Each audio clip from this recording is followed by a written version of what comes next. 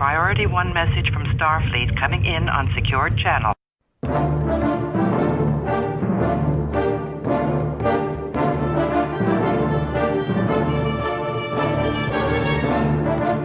You are listening to the TrekRanks Podcast, a member of the Tricorder Transmissions Podcast Network.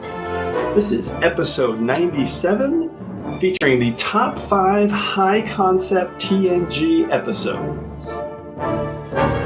Welcome, Star Trek fans. I am Jim Moorhouse, and I am the host of the TrekRanks Podcast, and tonight we are going high-concept as we return to one of the original series of shows that we've done here on TrekRanks. We're doing our top 5 high-concept TNG episodes, and by high-concept, we're talking about those episodes of TNG that can kind of be summed up with one big idea or maybe a little bit of a concept that pushes the boundaries a bit, but really comes down to one big original idea that can easily be explained. But there's also like the big sci-fi ideas as well. So we're going to talk more about that in our Prime Directive segment of the show.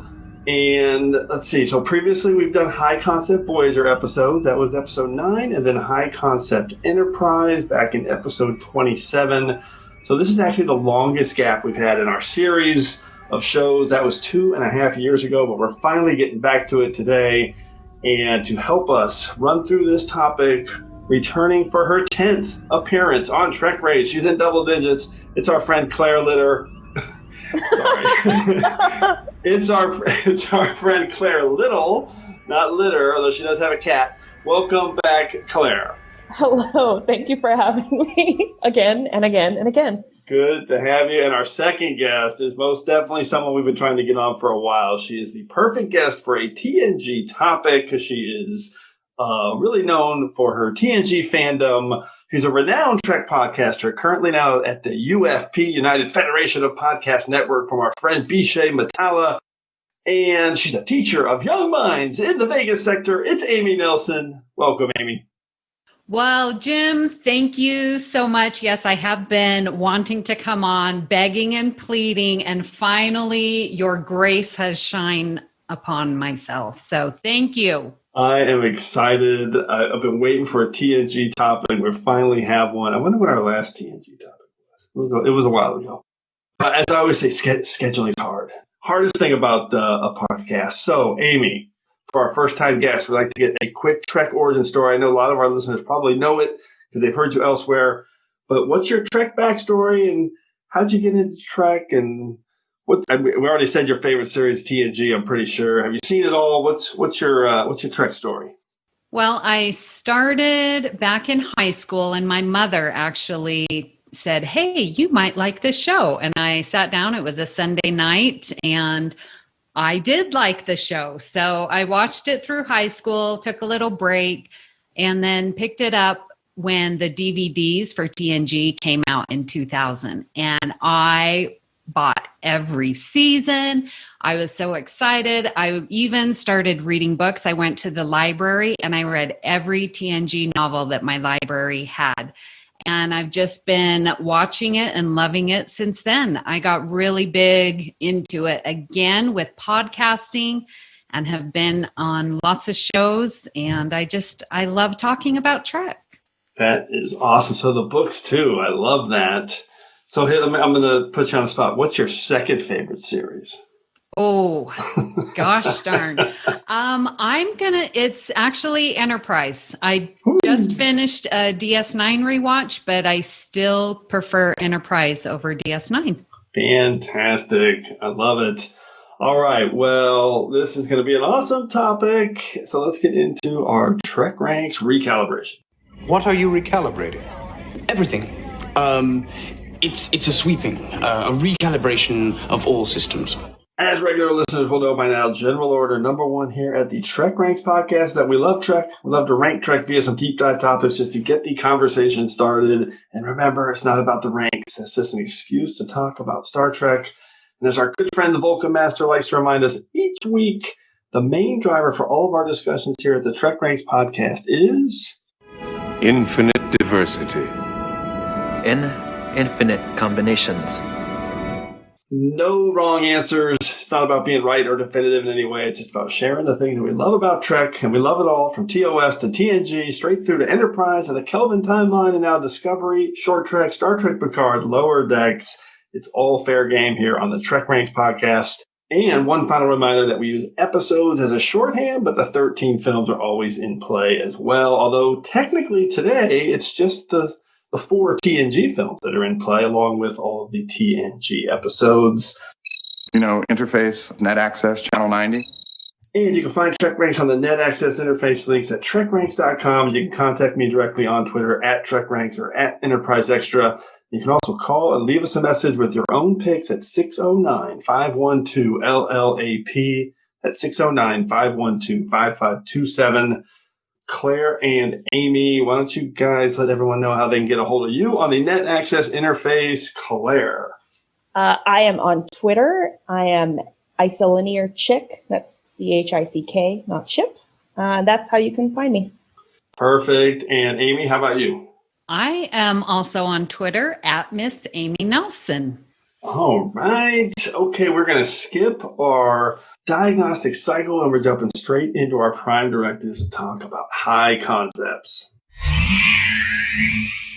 I do not concur with your captain's decision. She's following our Prime Directive. Define Prime Directive. Okay, so Claire and Amy, I want to hear from you guys on how you approach this topic and what you think of when you think about high concept as a topic. And I know, so Claire and I actually have talked about this, and we talked about this on our previous high concept shows. It's kind of one of those weird terms that if you look it up in the dictionary, it means a simple idea that you can kind of explain in one quick short sentence. But beyond the official definition, people kind of think of it as a big sci-fi idea, or not necessarily sci-fi, but a big concept idea where it's kind of original and unique. So we've kind of had a mix of ways people have approached this topic on the show. So Claire, let's start with you. How did you cut through this topic, and what do you think of when you think of high concept? So my first thought was that it would be sort of like a Venn diagram between hard sci-fi, things that play with form or expectation, and things that basically blew my mind when I was a kid and watching this series for the first time. It turns out that's like the complete opposite of what the term actually means. If you were to work in the film industry, or I guess if you were writing a book and pitching that. But I went with the cerebral idea. And half an hour ago, I was like, crap, do I need to completely change my list? Oh, I hope not. So never. I did not.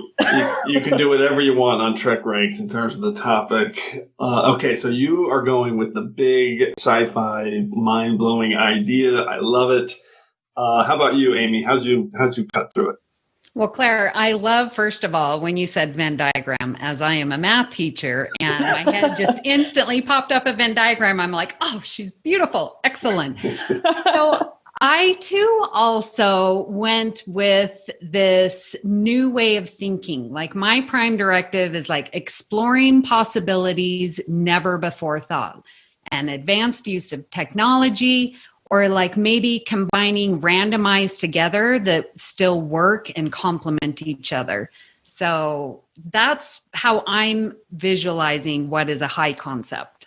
I love that. That is really good too. I think in my past episodes, I went more the way you guys went. For this one, I've tried to be a little more literal, and I tried to make sure that the plots of all of my picks could easily be described in one quick sentence. But also, I can't help but think about big ideas and big sci-fi premises as well. So I have a little bit of a mix. Some are both, maybe some are one or the other. And I ended up with a long list, and I decided to help myself narrow this one down. I've never done this before, but now that we're 96 episodes into TrekRanks, I decided that I am going to do only episodes that I have never personally picked before on TrekRanks. So, and I've picked a lot of TNG. So I was thinking, let's change it up a little bit that way to help me narrow down my long list that I had originally come up with. So all 5 of my picks tonight, I have never picked before in 97 episodes of TrekRanks. So that's going to be kind of fun for me. And all right, let's do this. Third Automaticon, introduce us to the order of things. I am a Jem'Hadar. He is a Vorta. It is the order of things. Thank you, Third Emoticon. As always, a quick reminder on how we're going to go through the order of things. First, everyone will start with their 5-word summary and a hashtag to tease their pick. Then we'll each reveal our top 5 high-concept TNG episode and the specific reasons we're highlighting it. And at the end, we'll ask everyone for a few secondary systems picks for the picks that just missed our list. And as always, if we have any duplicate picks, make sure you listen for the Defiant Torpedoes. Okay, Claire, let's kick this off with you. What's your number 5 pick for your top 5 high-concept TNG episode? So first off, I love that you went with only episodes you've never mentioned before. I have a really hard time. I try to do that because I've been on the show a lot. I don't want to just talk about the same things over and over. Yeah. But I think with my number 5 pick, I'm queuing you up for the next episode, actually, which is top 5 times Claire has mentioned the Royale on TrekRanks. I am praying that you picked the Royale, so I was really hoping you did. Okay, good. Well, I did. So my 5 words are how to escape from escapism, hashtag it may get better. So I love this episode, unrepentantly, number 1. But also I think it really plays with genre expectations in a way that doesn't really break the fourth wall. I don't think TNG had been around enough as a series to really do that. And it's also not something Star Trek really does, but it's pretty close. Pretty close. Yeah, I mean, it's very much about how corny and cheap and lowbrow and kind of niche a lot of genre fiction tends to be, and a lot of outsiders tend to view it as that. And it also points out how weirdly judgmental genre fans can be. Picard loves Dixon Hill, but is the first person to sneer at how bad the Hotel Royale novel is. Which it was a dark and stormy night. Dixon Hill probably sucks too if you're not into Dixon Hill. It just sucks differently when Picard likes it.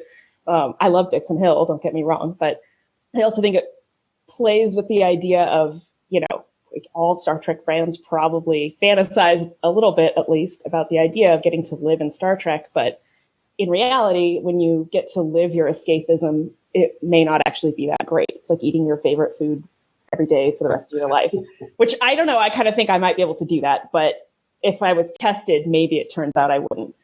Also, I just love this episode. And it's, for whatever reason, just sort of captured me. And, again, it feels very much like something that you would see published in the 1930s issue of Amazing Stories or something. It's got this sort of old science fiction, feel to it to me. Yeah, I was really hoping you were going to pick the Royale because I like that meta call out because it is kind of not only with the black space and just the revolving door, but Picard reading the book to me is such a meta moment when he just grumbles at how awful it opens. Computer, locate and display the text of the novel entitled Hotel Royale by Todd Matthews. Accessing. If the cause of the difficulties is in the novel, we may find the solution within its pages. It was a dark and stormy night. It's not a promising beginning. Amy, what's your take on the Royale? That is a very interesting pick. And as you were talking, I was like, okay, can I fit this into high concept? And for me, it totally fits because you've got this alien who's setting up and thinking that this is what real life is based off of a novel, and how crazy it is to have to go to the novel to find the solution for them to get out. So that's pretty awesome. I love it. It is such a cool, unique idea. And I will say that, as you said that about it kind of being a little bit of a play on reliving the same thing over and over again in structure and eating the same meal, that's kind of like what TrekRanks is. It's like every episode of TrekRanks is exactly the same, and I am a creature of habit, and I love it, and I can totally live in Star Trek every day for the rest of my life, no issue, and eat the same meal. Okay, I love that concept. Amy, how about you? What is your number 5 pick? Okay, so my 5-word summary, double vision, not by foreigner, hashtag, it's opposite day, yay, I mean nay. And my pick is time squared. Oh, yes. Good one. I really like this, first of all, because it's just so crazy for Picard to see himself 6 hours in the future, and they have to try and work and try and figure it out. But when they try to revive the future Picard, Crusher gives him a stimulant, and it has the opposite effect. And they're trying to start up the shuttle pod with this power inverter, and it doesn't work. So then they do the opposite, and that's what gets it to work. And so they're trying, I just love that they have to think outside of the box. And then the same thing with the vortex, when they're like, oh, we have to get away from the vortex, but it's actually going through the center of the vortex that makes it all work out. So it's like just doing the opposite and trusting that that's going to work. I love that idea. I love this pick. It's on my secondary systems, and it's one of those ones that I consider, but I've picked it one time before in our bottle show, so I didn't. So I ruled it out. But it's high concept and idea, but it's also like the simple pitch, like Picard meets his future self, and it's going to be a lot of fun. So awesome! I love this episode. I think it's totally underrated. Claire, what's your take?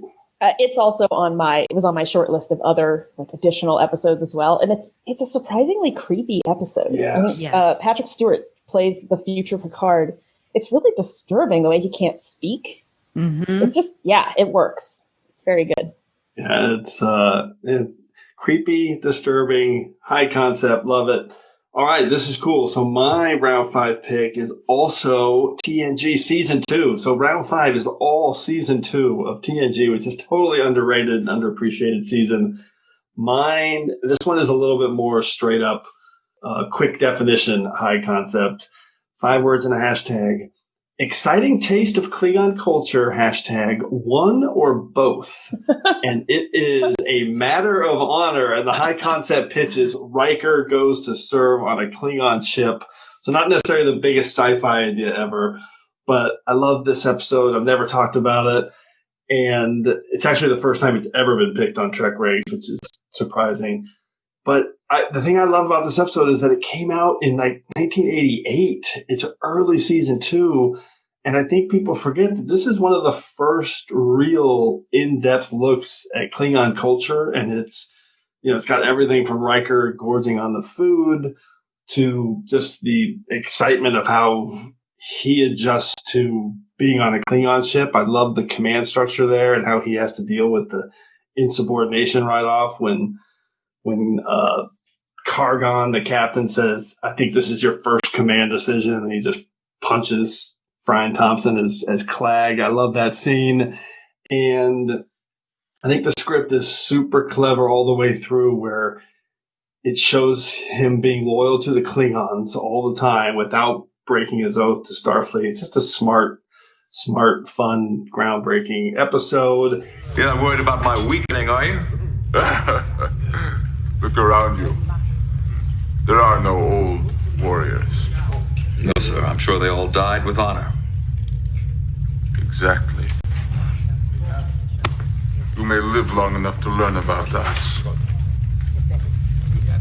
He is not very attractive, but I will have him. They are inquisitive. They would like to know how you would endure. Endure what? Them.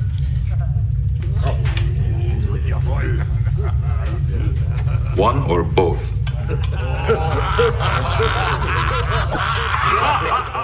And I'll say this too.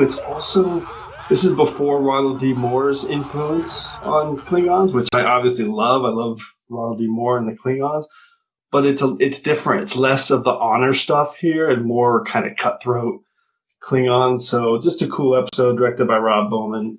And first time it's been on TrekRanks. So Claire, what's your take on A Matter of Honor?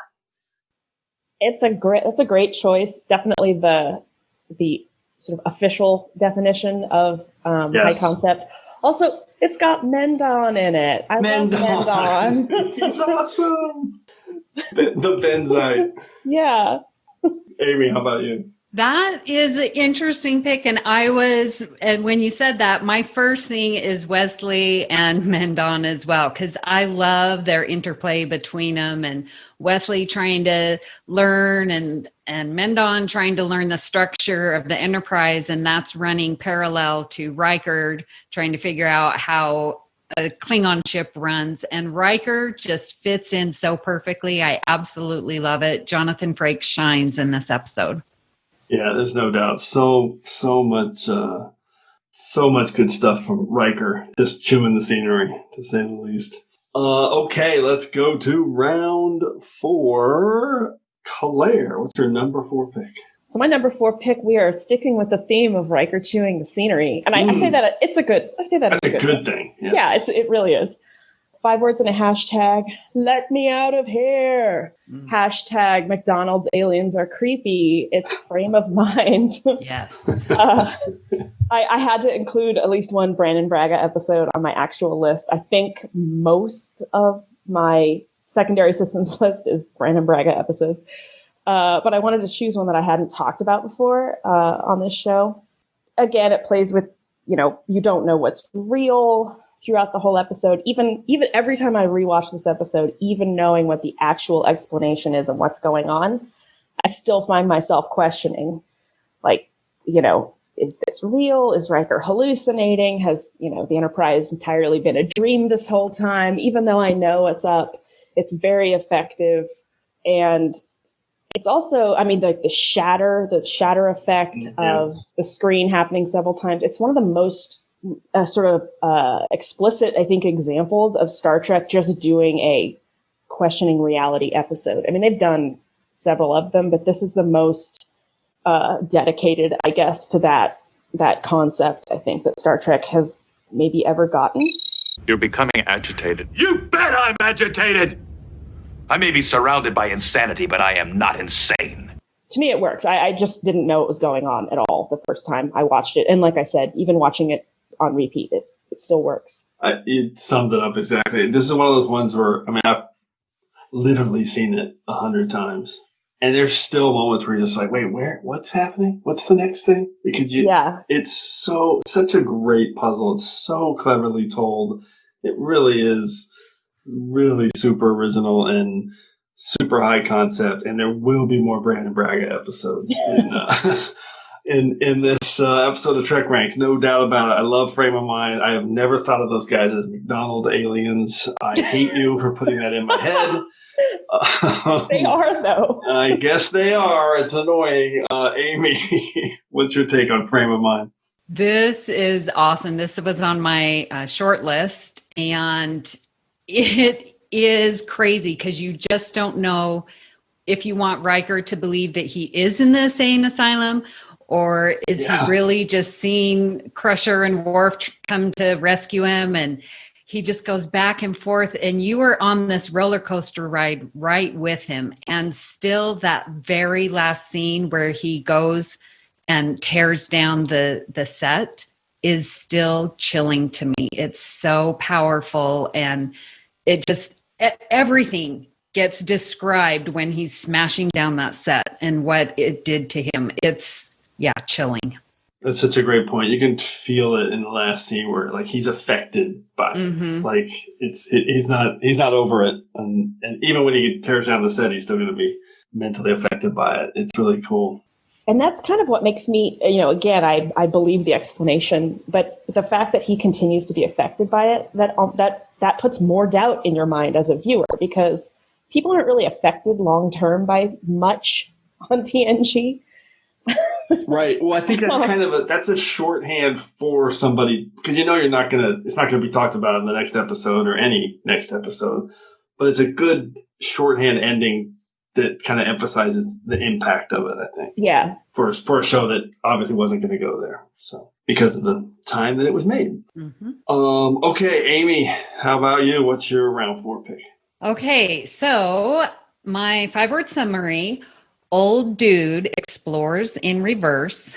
Hashtag Barclay's not the weakest link.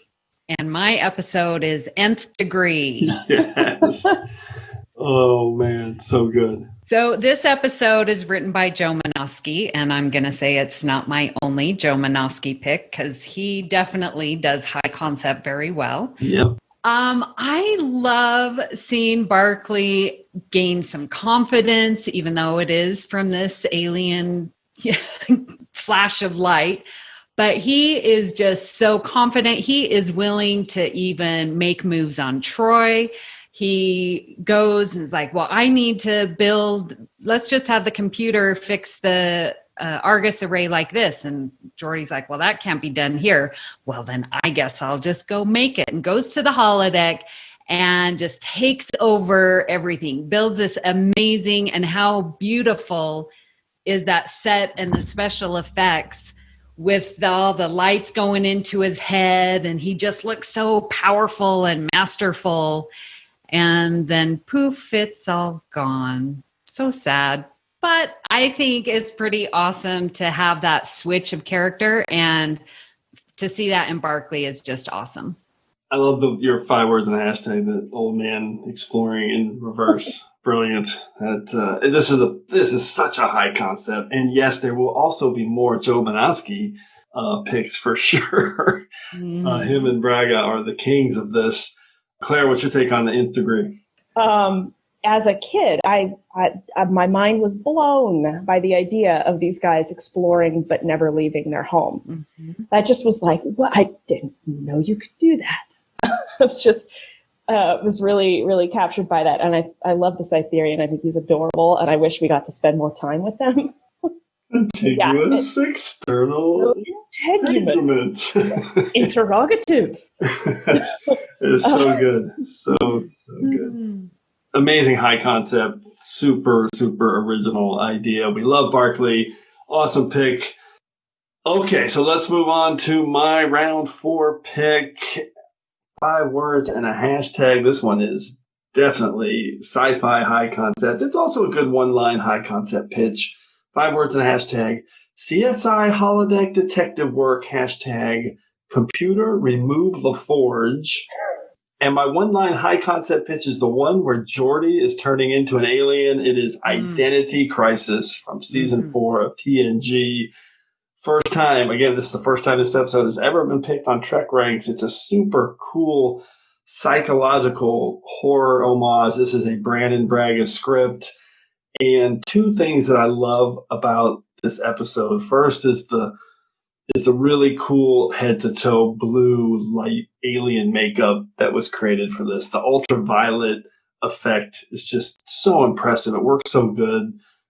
Michael Westmore, just absolute top of his game for me in terms of the way this episode looked. And then that super cool forensic holodeck detective scene from LaForge as he's trying to kind of solve the mystery of how people are disappearing and what's going on in this scene. Just classic Brandon Braga, kind of piecing together everything with the cool lighting and the computer directions. And I love that it's one of my favorite Brian De Palma movies is Blowout, and it's a total homage to kind of the way that movie, the climax of that movie. Super cool. Brandon Braga, amazing. Amy, what's your take on Identity Crisis? I love this episode. And if you don't mind me going into teacher mode for a moment. Oh, please do. I use this scene where he's on the holodeck and he's trying to figure out where the shadow is coming from. Like, where is the light source? What is this shadow? And he specifically tells the computer to extrapolate and continue because he has the recording, but he wants to continue, and the computer does that. And that is all math. And it's like when we do regressions. And so when I have my kids like plot data points and then make a regression so that they can predict the future, that's exactly what the computer did after it stopped recording. And it said there will be a plus or minus 10% error, whatever, in its, predictability. And he's like, that's okay, still run the program. And so then he gets to see past the recording time. And I just love the math application in that. So definitely high concept. Oh man, that is so cool. It's been like 35 years since I've had a math class, so I really, really appreciate that lesson. Claire, what's your take on Identity Crisis? I also love this episode, and Amy, that was awesome. I would like you to have been my math teacher. I like vividly remember watching this episode when it first aired when I was a kid and being like freaked out, but also totally engrossed in it. And yeah, that holodeck recreation scene, it's engrossing, even though on paper it's maybe not, it's not an action scene or something, but it works so well. And the final bit when you see that fuzzy humanoid shape, it's just, you get chills. Like it works so well. It's an excellent episode. And I'm surprised no one's ever mentioned it on this show before. I know, it's crazy. Well, I mean, it is a really underrated episode, and it's Brandon Braga just on all cylinders, just clicking, because that forensic detective work, I mean, we just talked about it like 4 times. It's super smart, super engaging, super creepy, super well shot. Amazing Trek. We love it. Okay, let's go to round 3, the soup round. And now, as I'm sure that somebody out there has said, it's time to pay for the soup. Claire, what's your number 3 pick? So my 5 words are, how do Temerians do math? Hashtag, it's a metaphor. And my choice is Darmok. Yes. Is an episode that I actually have some issues with, but what I have issues with are also what I like about it, I guess. The way that it plays with language and culture in a really unusual, I guess at the time, maybe way, is what makes it so good. But it's also one of those episodes that is, you can't think too hard about it because then it starts to really break down. Like, I don't know how Temerians express engineering drawings in metaphor, for example, or a warp drive, or I guess math, or anything that is a concrete, non-abstract. Math can be abstract, but you know what I mean? Like something that isn't, I don't know how you would use metaphor to explain those concepts in a way that is consistent and doesn't introduce ambiguity, I guess, into what you're saying. But it's also makes it really cool to think about. And again, the first time I saw this episode, it really made me think to introduce language and culture instead of technology or physical incompatibility as the reason that 2 alien species would have a hard time communicating with each other. It was just really new and original to me.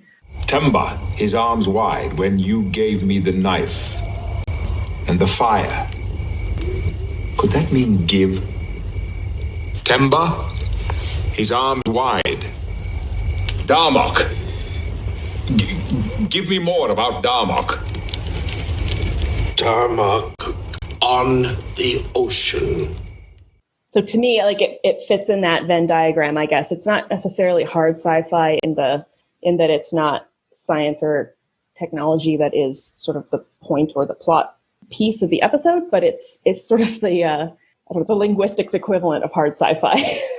Yeah, I mean, it's just so Star Trek, and you can kind of high concept it by, the one where Picard's one-on-one with an alien on a planet, or the one where he has to learn to communicate. So right, and it's sort of after the fact high concept where, but in that, I think even people who aren't that familiar with Star Trek have heard Dharmakachalad at Tanagra. Yeah, just sort of thrown out there. It's become kind of a pop culture phrase. And it's one of the best episodes of Star Trek ever for all the things that it evokes from you, all the emotions and just the way the story's told.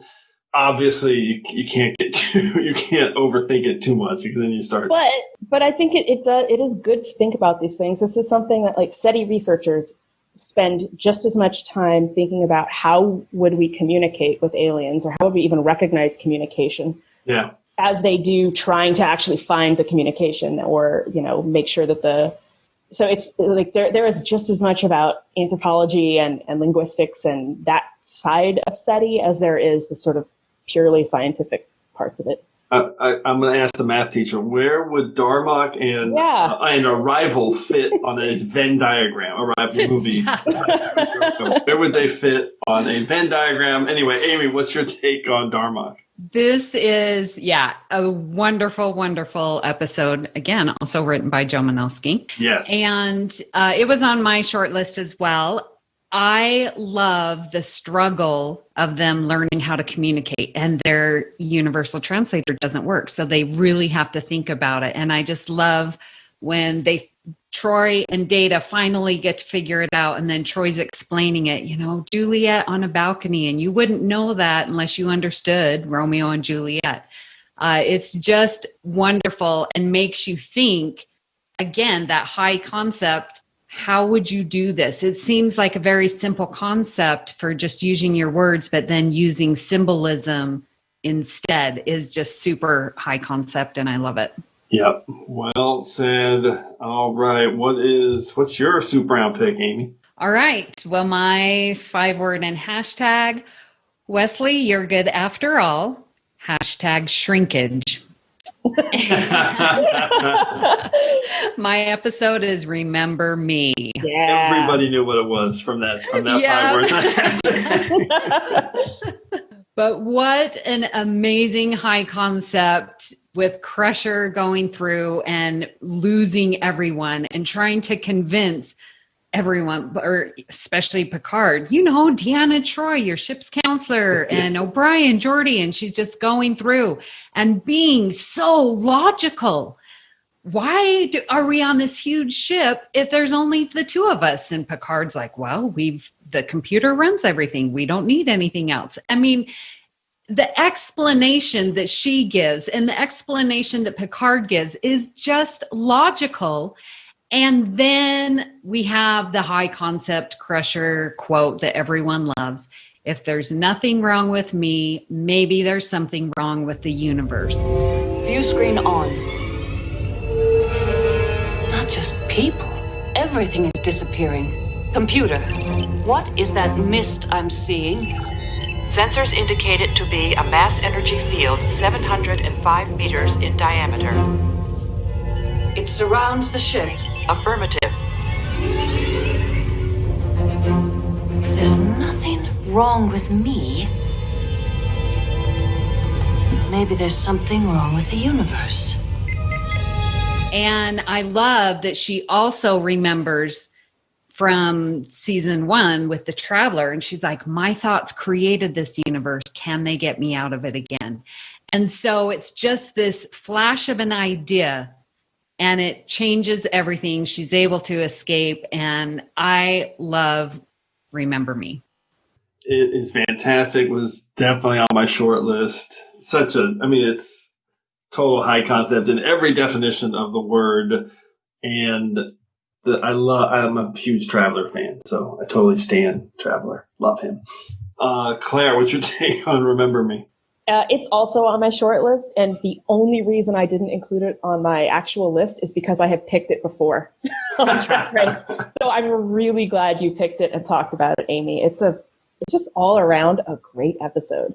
Yeah, it is. It's actually one of the most popular episodes on TrekRanks. It gets picked a lot, as it should. Okay, well, let's close out the soup round with a Darmok sandwich. Hey! 5 words and a hashtag. Picard, Dathan on the ocean. Hashtag Children of Tama. I'll just add one thing about this because I had Darmok as well. Again, another Joe Menosky pick. That one of my favorite things about this episode, I think it sets up. I always laugh because it's at the beginning. You could not have a line of dialogue in Star Trek any more opposite than speaking in metaphor. With Picard's first line to the Children of Tama is, Captain, would you be prepared to consider the creation of a mutual non-aggression pact between our two peoples, possibly leading to a trade agreement and cultural interchange? Does this sound like a reasonable course of action to you? And that line is, I don't know why I think that's so funny, but it's such a diplomat thing to say and could not be any more incomprehensible to the Children of Tama and their metaphors. And it makes me laugh, and I think it's a great setup for the episode. Captain, would you be prepared to consider the creation of a mutual non-aggression pact between our two peoples, possibly leading to a trade agreement and cultural interchange? Does this sound like a reasonable course of action to you? Good day beneath, Momenta. In winter. Anything to add on Darmok before we move on? I just love that we both chose it, even though we had basically the opposite approach to this episode. Yes, of how to pick a high concept. That is true. And I have to give a shout out to Paul Winfield. We can't talk about Darmok without talking about how awesome Paul Winfield is. And sorry, Amy, go. So Jim, this means that you've never chose Darmok before? I was just about to say that. Isn't that crazy? Wow. Somehow I have never chosen Darmok, another one of the more popular episodes on TrekRanks. Yeah, that's nuts. It's canceled TrekRanks. Jesus. That is terrible, Moorhouse. All right, let's go to round 2. Amy, Claire, what's your number 2 pick?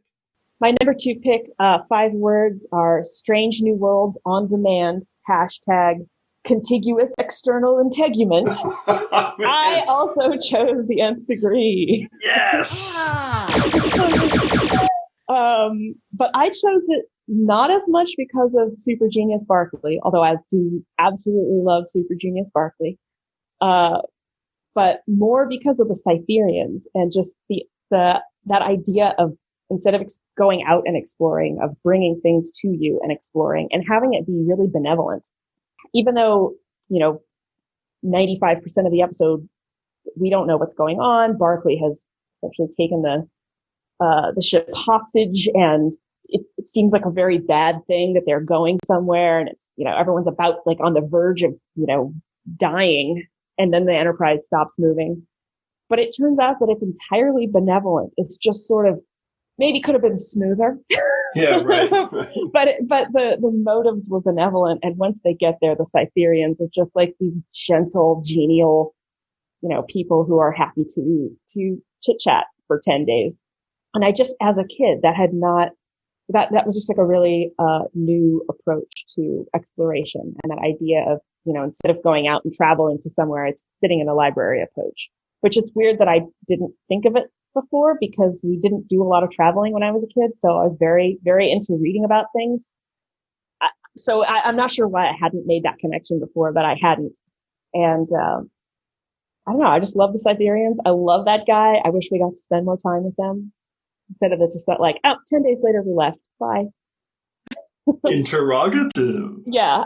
He's the greatest. Super. And I love a Barkley episode. I mean, there's no such thing as too many Barkley episodes.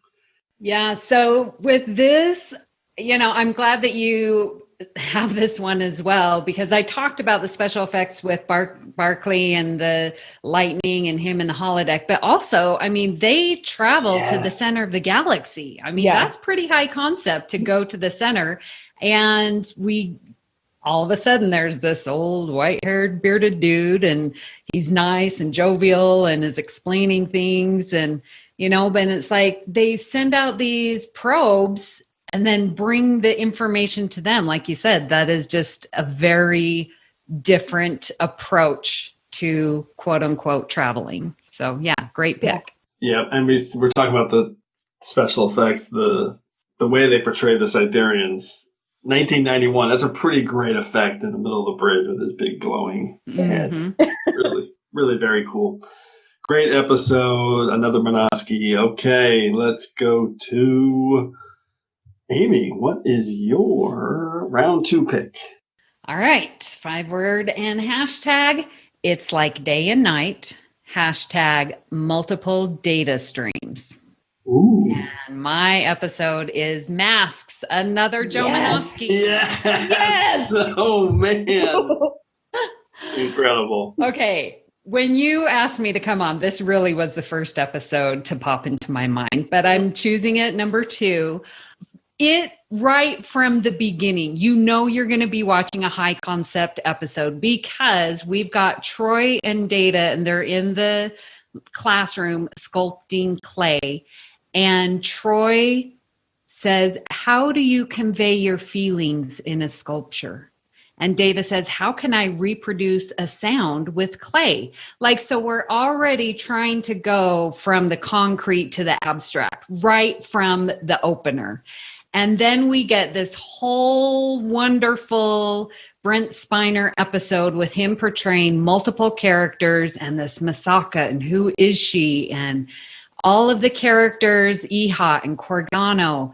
And they finally decide to just go with the flow. The ship gets transformed. And then it's this beautiful symbolism of the sun and the moon and being chased. And Masaka just, you can feel when she says it's difficult to brighten the sky forever. And Masaka is one who's feared. And to me, like I live in Las Vegas, so that sun beating down on you, that's something to fear.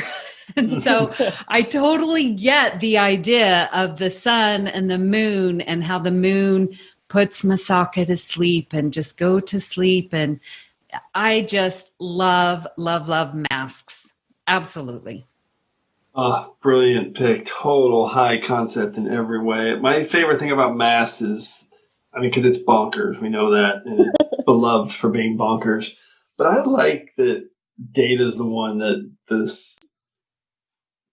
experiences this entire civilization through him. Mm-hmm. So that he gets to get, it's a little bit of that Pinocchio realization. He may not know what it's like to be human, but he gets to know what it's like to have kind of lived or been part of this whole civilization that's coming out through that library. Incredible. Claire, what is your take on masks? I'm so glad this got chosen. I thought about including it too. But yeah, it's definitely, it's one of those episodes that is, like you said, it's bonkers, but beloved for being bonkers. Yeah. But I feel like it's sort of like the Royale in that everything that some people may criticize about it, that can be what other people love about it. And there's so much to unpack and unravel. And you're right, Amy. There's a lot of genuinely interesting, deep stuff. And this episode, it's just also got this really unusual kind of all this other stuff going on. And it's never boring. No. Always interesting to watch. A good choice. The palm frond budget for this episode must have been through the roof. And Brent Spiner just goes for it all the way, full credit to him. Yeah. Somehow, I think, makes it work. Okay, awesome pick. Let's close out round 2. I love this episode. It is number 24 at TrekRanks, so it's super high. I cannot believe I've never picked it. And it's only been picked one time before on TrekRanks. 5 words and a hashtag. Rube Goldberg time freeze puzzle hashtag. He kept talking in one long uninterrupted sentence. It was really quite hypnotic. And of course, it is Timescape from season 6 of TNG. Well, it was little better at the physiognomy workshop. Dr. Fassbinder gave an hour-long dissertation on the ionization effect of warp nacelles before he realized that the topic was supposed to be psychology. Why didn't anybody tell him? There was no opportunity. There was no pause. He just kept talking in one long, incredibly unbroken sentence, moving from topic to topic so that no one had a chance to interrupt. It was really quite hypnotic. And that scene, by the way, was picked in Scenes in a Shuttlecraft by our friend Matt Hansen. So I love this episode. I don't think it really says anything like some of the best Star Trek episodes that are out there. But for me, it's just a cool, original sci-fi concept. It's the one where the Enterprise is stuck in time, and it is a Brandon Braga script, and it's just exciting and fun. And I love these crazy scenarios where, when you're going through the episode, I had Rube Goldberg in my 5 words and a hashtag. It's like, how are they going to, Beverly is getting shot by a phaser. The ship explodes. We saw it. How are they going to get out of this? Just clever and cool and fun, major high concept. I love it. Brandon Braga script. So, Claire, what's your take on Timescape?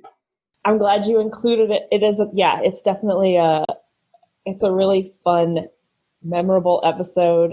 I saw someone cosplaying as the cloud with the smiley face drawn in it a couple of years ago at STLV, and I definitely scared the woman who was cosplaying as it because I ran towards her loudly going, "Oh my God, I have to take a picture." She was really nice. Once I calmed down, it was fine, but I had like a visceral reaction. It's a super fun episode. Amy, what's your take on Timescape?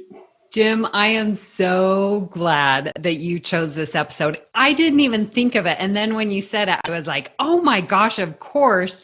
This is absolutely high concept. So fun for them to try and figure out the mystery and why is it frozen, and oh my gosh. And then, yeah, exactly. I remember seeing that cosplay with the smiley face in the cloud. That was really quite brilliant.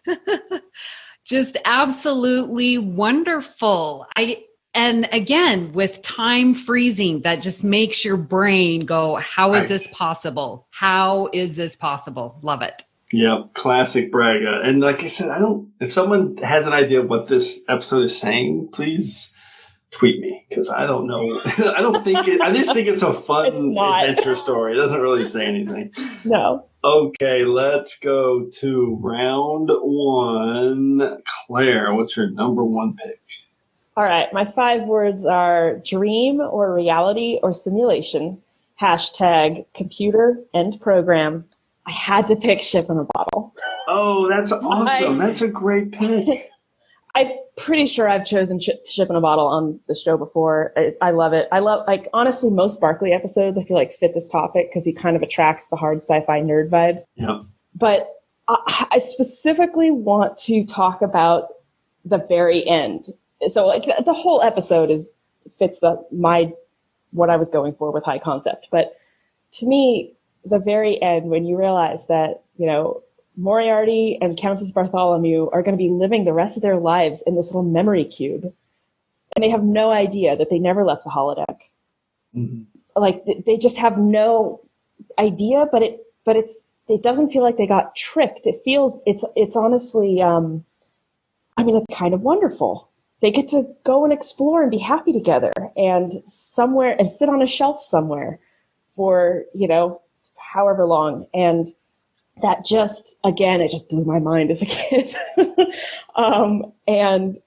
It's like they're locked in a dream, but it's the perfect dream, but it's a dream where they think they're awake. And so is it sort of like an afterlife for a hologram? I mean, like, wow, you can really kind of just keep thinking about this. I have, but also I think like Nth Degree, once you understand the character that's been sort of positioned as the villain, once you understand their motives, they're really not a villain. Like Moriarty just wanted to be free. He was sentient. He was entirely self-aware, and he didn't want to live in a memory bank anymore. And he does end up living in a memory bank for the rest of his life, but he's not alone anymore, and he's not restricted anymore. And he gets the entire galaxy to explore. That sounds pretty great. If you ask me, that's pretty awesome. It's pretty high concept. And I mean, Barkley ends the episode with computer end program, but right before that, it's another example of Star Trek getting as close to a wink and a nod as they get. Which is, true. Yeah, all this might just be an elaborate simulation running inside a little device sitting on someone's table. Like, yeah, it is. I dig that. I am a sucker for that. And speaking of that device, Claire. Mm-hmm. Oh yeah, I got one. I thought you meant the device, which was a TV. No, so I happen to know that you have that as a collectible. I do, and I don't have the real screen used one or anything like that. But somebody on Facebook makes them, and it's pretty cool. It's the cube itself, and the little mechanism that it sits in, and the whole thing lights up. And I had been wanting one for probably 25 years, so. A very cool prop collectible. Yes. Amy, what's your take on Ship in a Bottle? That is a great pick. That was not on my radar at Me all. either. So well done. I agree with you that the sincerity of the Enterprise crew and what they're doing to help Moriarty is just, comes from the heart. And they're trying to fulfill his wishes. They can't make him materialize in the real world. So they set this up. I love that their heart is there and that they're willing to even spend any amount of resources, time, to make it happen. And yeah, you're right. That last line with Barclay's like, end program.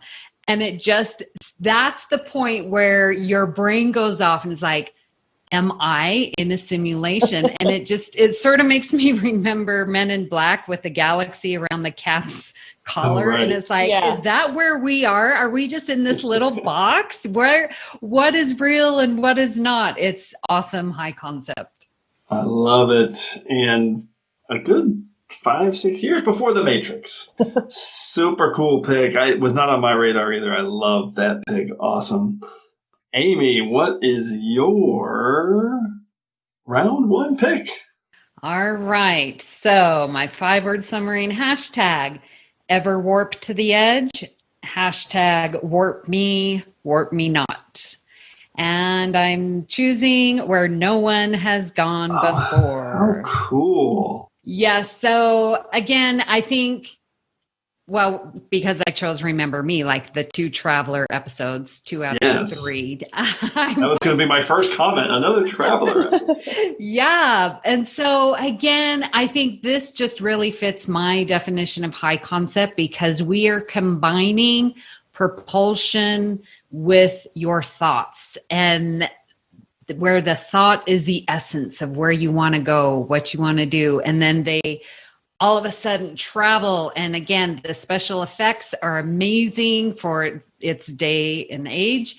And we get to a galaxy that's 2.7 million light years away. And then they go to the edge, which is 20 gazillion. I don't know what, I didn't have that in my notes, but it's way far away.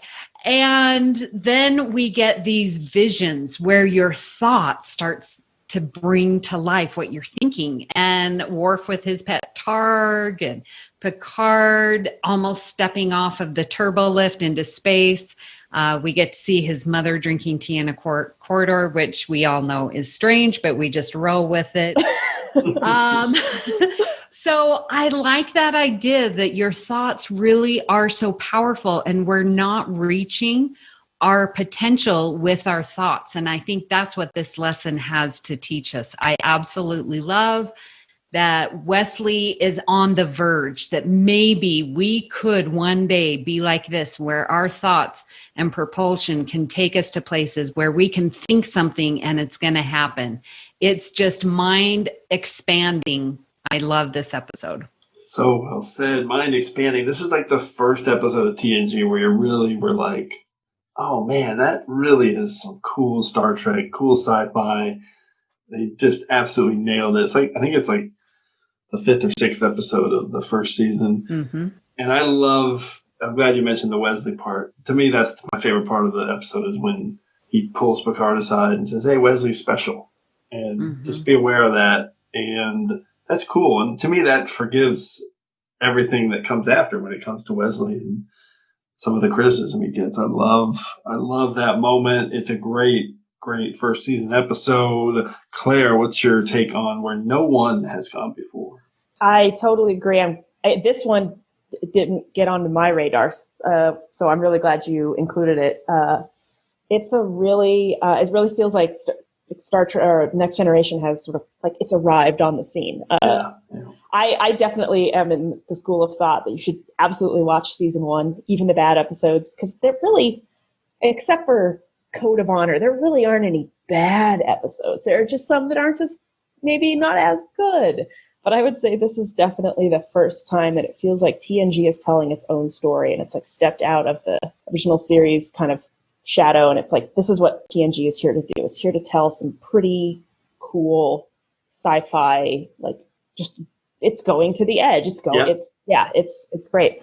It's one of them. It's like the first one that doesn't really, and I'll say this, and this is going to come up again at the end of the show, but doesn't really feel like a TOS episode the way that Code of Honor and Naked Time and even Encounter at Farpoint, where you meet Q, Omnipotent Being, they all have those kind of elements. So.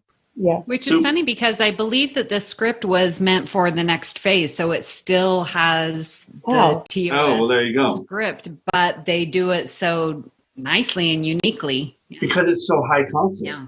And the special effects are so original and cool. Yep. Awesome. Okay, that wasn't on my radar either, so I love this. This is why we do the show. Okay, my number one, I'm going to guess my number one is not on your guys' radar. Okay, before you say anything, Yep.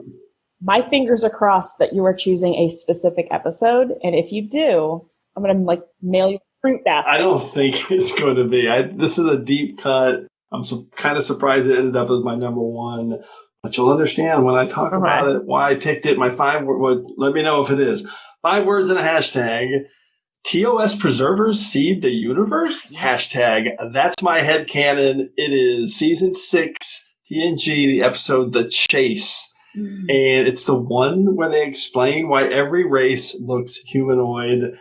And it's the first time it's ever been picked on TrekRanks, which again is shocking to me. Wow. So I think the one thing I've always said about this episode is that I wish it was a 2-parter.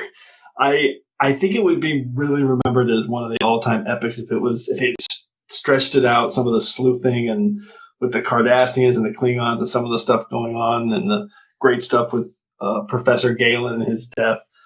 If it had been 2 parts, I just think this would have been a really epic, amazing episode because I just always feels to me like it goes by too fast. They're cramming too much in. But having said that, I love the forensic mystery. I really like the message of this, what it says about Star Trek and all these different alien species that we've known for at the time, 30, 35 years, that beyond the fact that we share, certain DNA markers, the vast majority of them are bipeds. And at some level, they said it in the episode. The quote is something of us in each of you and therefore something of you in each other. And that is what Star Trek is all about.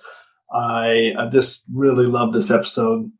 And I'll say there's one big reason that it ended up in my number one spot. And that is the last scene in this episode, which I had forgotten about until I did my research.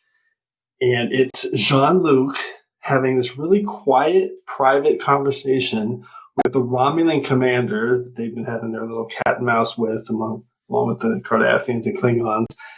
And the Romulan commander in private says, Captain, my ships are leaving orbit for Romulan space. Until our next encounter. Until then? It would seem that we are not completely dissimilar after all. In our hopes, or in our fears? Yes. Well then, perhaps one day. One day. All I can think of is that's pretty much where Star Trek Picard had their beautiful jumping off point with Jean-Luc helping Romulans and defending them and calling them his friends. And that's just really, I thought that was really cool. So I moved it into my number one spot. Guess what? This is Joe Minoski. So, Amy, what's your take on The Chase? I'm so glad you chose that because I thought about that one as well and was like, oh, I can't choose all Joe Minoski. But I love the mystery too. And again, looking to the stars and having the star charts map out and be a puzzle piece to the DNA. Like how mind-blowing is that? And yeah, that beautiful message that we are all the same, that we have parts of each other and we, come from togetherness. And why are we fighting and all this crap that doesn't even matter? And that we can come together and be united and are basically a family. That's what we are. And so, I absolutely love that you highlighted that and so glad that you chose The Chase. Yep. So Star Trek. And I'll give Ronald D. Moore had a story credit on this as well with Joe Minoski. Claire, what is your take on The Chase? It is a great episode. I'm very glad you included it. It's one that I think about a lot. Like, I feel like I'm surprised that it hadn't been chosen before because I do think it's one of those episodes that crazy. It's sort of, memorable is kind of a bland word for it, but it's one of those ones that I feel like people do remember. And yeah, it got an exciting story. I think you're right that if it was a two-parter, it would just like being able to kind of flesh the story out even more and spend more time with it would be awesome. I love the Cardassian captain. Like she's not a great character, and she's not a great person, but she's just got so much swagger. Exactly. There's something engaging about that character. Yeah, and you don't see. I think she might have been the first female Cardassian we see. I think she was. Yeah.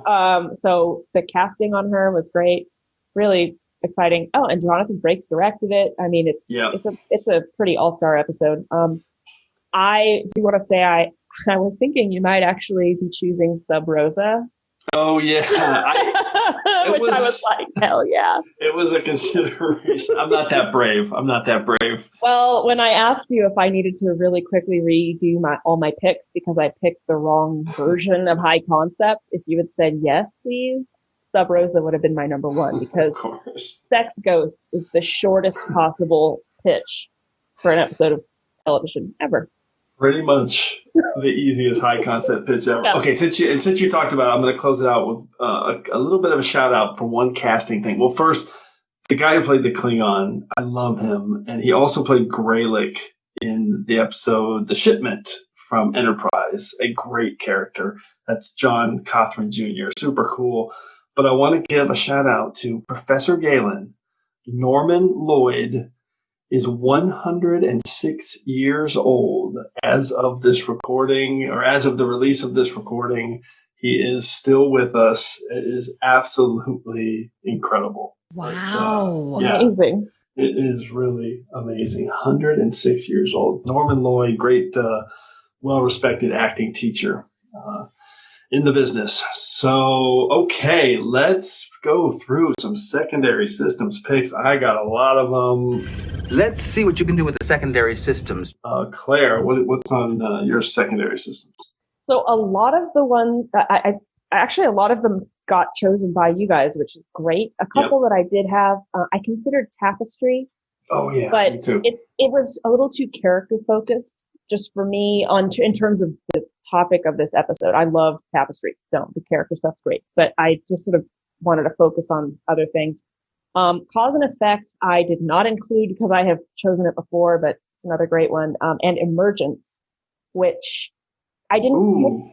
The topic I think works really well, but all the stuff on the train and the costumes and that kind of weird stuff, it's too similar to the Royale. So. I was going to say it's the Royale on a train. Pretty much. Okay, I thought you were going to say you didn't like it. I was going to say no. Vertiform City. Of course, that's awesome. Emergence would be a great pick. I didn't think of that one. Amy, how about you? All right, so I also had Cause and Effect, but I thought for sure someone would choose it. But I had already picked it, so I couldn't pick it. So I'm blaming you two guys. So the other ones that I was thinking of, the Next Phase, because I like sort of they're out of sync and they can't be seen, but yet they can still. I just think that's pretty awesome, Ro and Geordi.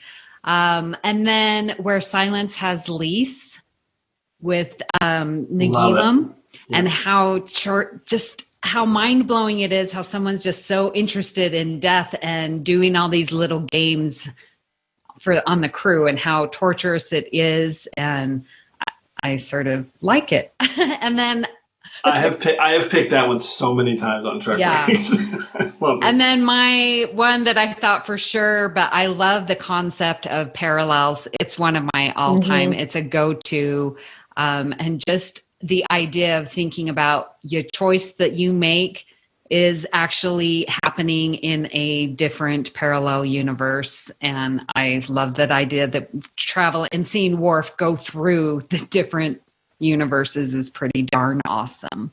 Yep, that is major High Concept. And that is on my list of, I have about 7 episodes I highlighted that I could not pick because of my Prime Directive. So Parallels, Time Squared, which you picked, Tin Man, which I just think a spacefaring creature is super High Concept. The Inner Light, Cause and Effect, A Fistful of Datas. It's only been picked twice, only by me. So I love that episode. I think Data just taking over a hologram, like a holodeck like that, I think is super High Concept.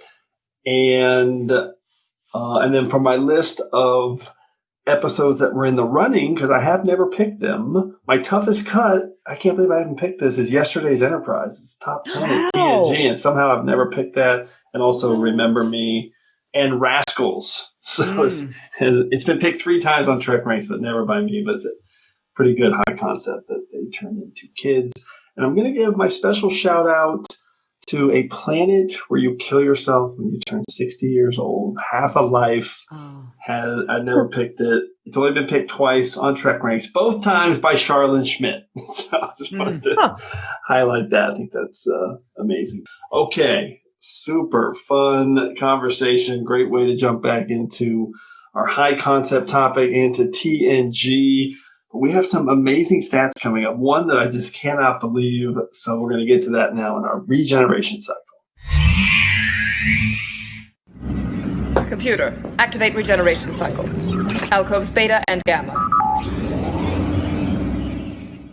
All right, let's go through a recap of our picks. Claire, run down your top 5. All right. At number 5, we have the Royale. Number 4 is Frame of Mind. Number 3 is Darmok. 2 is The Nth Degree. And 1 is Ship in a Bottle. Fantastic. So you had 2 Minoskis and 1 Braga. That is fantastic. Amy, how about your top 5?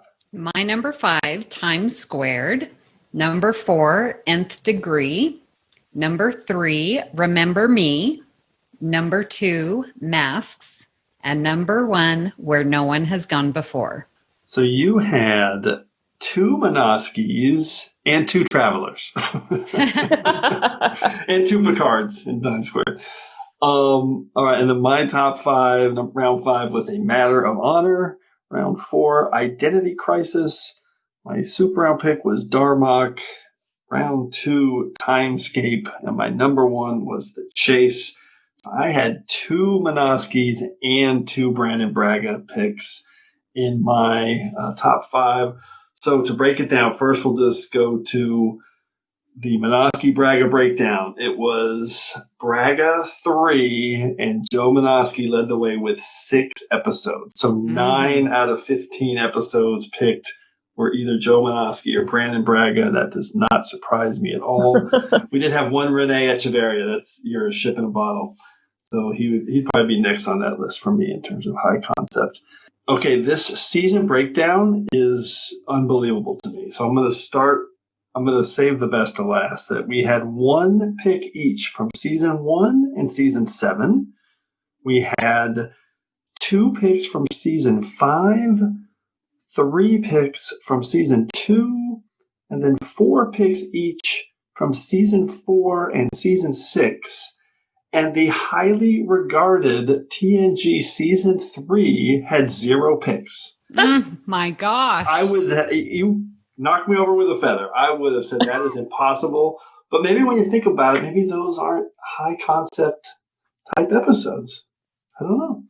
But I mean, to me, there's no doubt season 3 is in the running for the best all-time seasons in Star Trek history. So might be the craziest stat we've ever had in our regeneration cycle. Okay, once again, we have entered a temporal causality loop. So before we can depart, it's time to hear from you. Enterprise has been caught up in a temporal causality loop, and I suspect that something similar may have happened to you. For this week's temporal causality loop, we're going back to episode 88 and one of our most popular episodes. It was Abstract H, and we got in an awesome voicemail from my friend Kristen Jewell, who is at TrekkieCJ on Twitter, and his list is just full of deep cuts and some emotional personal picks, and I just love this voicemail, so I'm going to play that for you now. Greetings, Jim. This is your friend Christian from Twitter at TrekkieCJ. I wanted to share my top 5 Abstract H collection. Number 5 is the USS Hood, first seen in TNG's Encounter at Farpoint. The Hood is a starship that we see and hear from so many times throughout the series that it had to get a mention, in my opinion. Number 4 was the Horta. Now, the Horta, to me, first seen in TOS Devil in the Dark, they were kind of the first non-humanoid sentient beings, if I'm remembering correctly. So in my opinion, they were a very big deal. So they made my list. Number 3 was Hugh Borg. I chose the Picard episode, The Impossible Box, mainly because that hug between Hugh and Picard just kind of wrapped up that relationship for me. And if I talk about it, I'll probably cry. But the character of Hugh has always meant a lot to me. Number 2 is also a Hugh, but this is Hugh Culber. And I chose Discovery Season 2 episode Saints of Imperfection with his return. I've got a very strong relationship with the character of Dr. Culber, and his death and then subsequent return just meant the world to me. And as I told him when I met him at STLV, I can't see him and not just burst into tears because he means so much to me. So there's that. And my number 1 is James Horner, more specifically for Wrath of Khan, although the Search for Spock's score is just as well a beautiful, beautiful piece of music. But his work in Wrath of Khan especially just really made that movie what it was for me. And so there's songs on there that I can listen to just as easily as I could listen to something from pop music radio. Well, those are my 5 choices, and I will leave you now. Live long and prosper. I love that voicemail from Christian, who we are working to get onto the show at some point. We've talked to him about it. At some point, we're going to get a topic that makes sense. Can't wait to get him on. As you can tell from that voicemail, it was awesome. And I love his list for so many reasons. First, he picked the USS Hood, which is a great deep cut abstract H. He's just like, you hear it all the time. The Hood. Hortas mean everything to me, so I love that pick. And of course, James Horner was his number 1 pick, is amazing because of his score. But I love in the middle, he had back-to-back Hugh picks, Hugh the Borg and then Hugh Culber, and they were sandwiched around his mention of the Hugh hug in Picard, which just destroyed all of us, I think. So he had a little bonus abstract H with the Hugh hug in there as well. So thanks to Christian for that. Awesome list. Once again, those picks definitely good enough to get us out of this week's temporal causality loop. So as always, I want to thank everyone again for all your great responses to the TrekRanks podcast. So please keep your list coming to me at TrekRanks on Twitter so that we can retweet them. But we also want to hear from you. So put together your own list of top 5 high-concept TNG episodes or a list from any of our past shows. Give us a call at the Tricorder Transmissions at 609-512-5527. 609-512-LLAP, or you can just record it and then send me a DM, and we can do it that way. So hopefully we will hear from you so you can be featured on the next episode of TrekRanks. And on the next episode of TrekRanks, we are doing what I think is going to be a fun one, especially for an old school Trekkie like myself. I teased it a little bit in the middle of this show. This is not going to be a topic where we pick TOS episodes, but instead is going to be an episode where we pick episodes that feel like TOS episodes. So it's totally different spin for us. We've never done a topic like this before. So basically the entirety of Star Trek is available to pick except for 80 episodes and 6 films of TOS. So it's the first time we've tackled a topic like this. We're doing our top 5 episodes that feel like TOS. So Claire and Amy, this is a little bit of a tough one. Come up with one off the top of your head, but I'm going to ask you, if you had to pick one episode of Star Trek that you think feels like a TOS episode, what would you pick, Claire? Well, you know that one of the reasons I like the Royale so much is because I've always thought it felt like a TOS episode. But it totally does. But it works as TNG as well. So, but I cannot pick it because, good God, Claire, have you watched more than one episode of television in your life? So I'm going to pick Devil's Due. Okay, that's a great pick. I mean, it works really well with Picard and Picard's style. But come on, Kirk would just go in. He'd probably seduce Ardra and get her to admit her ruse in the bedroom or something. But I could totally see him taking her on.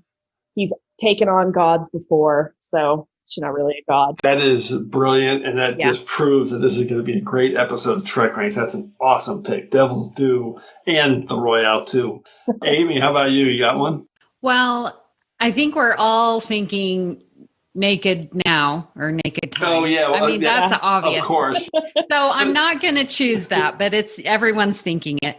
I really think Move Along Home is a TOS-like episode. There's no doubt Move Along Home is in the running for me when we get to that topic. It's one of the first ones I thought of, too. Mm-hmm. Totally feels like TOS, which is why it's an awesome episode. It is. All right. Looking forward to that one.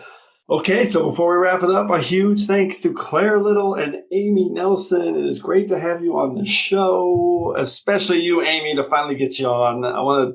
Any final Trek subspace communications you guys want to relay before we depart? Claire?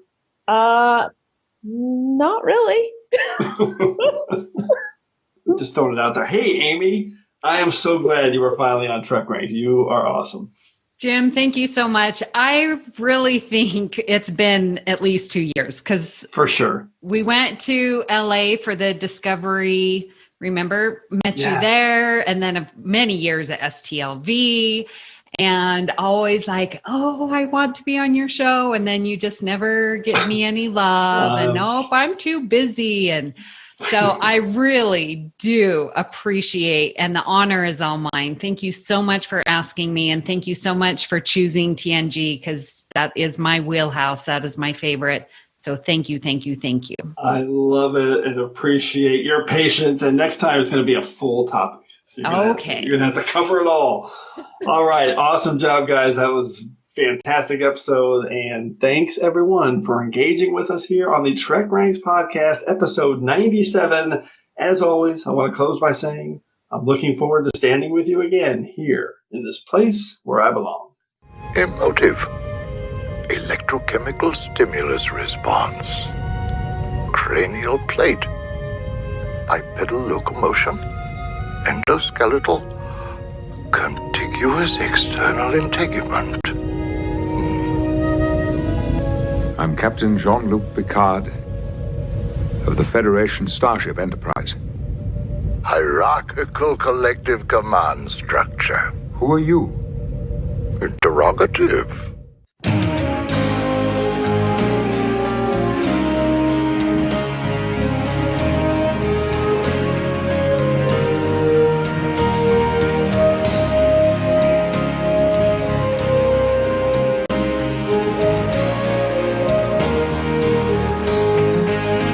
Just want to remind everyone again that the entire Trek Ranks catalog is available for you to download and listen to at TrekRanks.com and on your podcast player of choice. Our episodes never get carbon dated, so check out the topics you've missed and maybe just want to listen to again over at TrekRanks.com. And a reminder to check out our friends 5-Year Mission at 5yearmission.net. They're writing a song for every episode of Star Trek, and you won't believe how great their music is. They also have a podcast at the Trek Geeks Network, so seek them out. You won't regret it.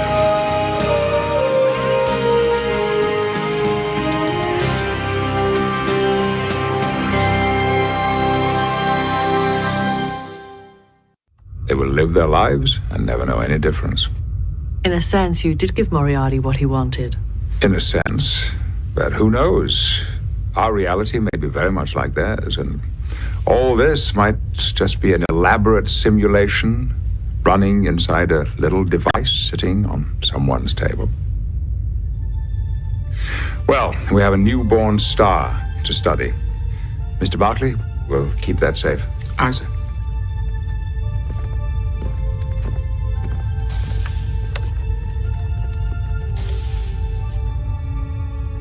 Computer end program.